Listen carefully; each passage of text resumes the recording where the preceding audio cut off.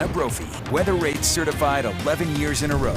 All right, we're not done with that snow just yet. No, and we're starting off the week. Just a little chilly, Alana. Can you believe we're saying that in May? No. I know a lot of folks are like, my goodness, but you notice that snow line on Mount Olympus pretty shot here. The clouds hanging out over the higher terrain and a few lingering showers up there as well. But our valleys, well, they're drying out and clearing out after this system is exiting the state. We're staying windy, though. That blowing dust potential holds on. It does bring some fire concerns. I'll show you who will be impacted as we head into our Tuesday. And the below average chill in the air, I've noticed it. You've noticed it. Wait until you hear about tonight, because there will be some frigid temperatures. This is what it looked like in Logan earlier today when the rain was mixing with snow. It's an area that picked up 1.5 inches while it was rain in other locations. We'll take any measurable moisture, so it's nice to see it in Oak City at over 1/2 inch. Snow Basin, 0.2 in Provo, and over 1/10 at the University of Utah and Ogden.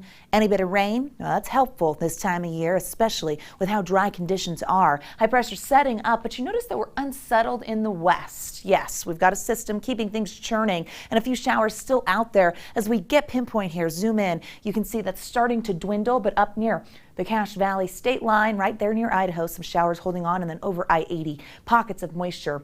The rest of the Wasatch Front drying out just a little bit. Temperatures in Salt Lake, 52 degrees. That sun helping out. We were sitting in the upper 40s, but believe it or not, that's still 18 degrees below where we should be this time of year. We're going to be falling into the 40s fairly quickly. Some clouds wanting to linger. It's going to be a unseasonably cold overnight as we head into tonight, and in portions of the state it gets just downright frigid. That's Cache Valley and northern Utah from Snowville all the way down to Willard. Okay, we typically in Utah wait until Mother's Day to plant.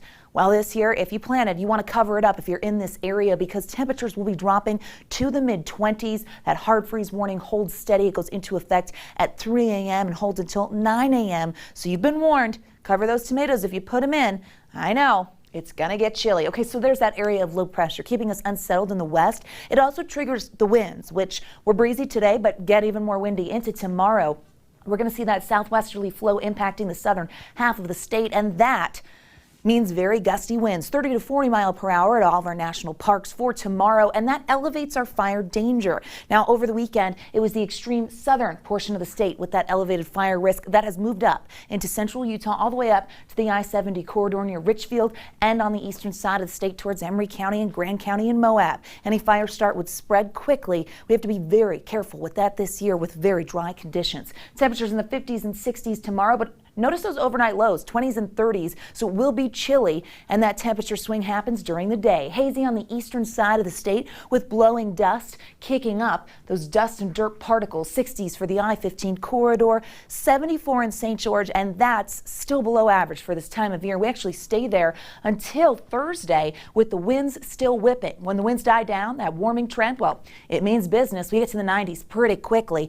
Along the Wasatch Front, we do have a weak system that could bring additional measurable moisture. All right, we'll take it. That's late Wednesday into Thursday. By Friday, temperatures jump to closer to average, and then our warming trend begins, and we see warm, dry conditions as we make it through the weekend. We like the wet weather, so even if it's just a slight break, okay, I'll take it, but we don't want to get into that stagnant sunny pattern just yet. Glenn, Emily, over to you. No, definitely not. Thanks so much.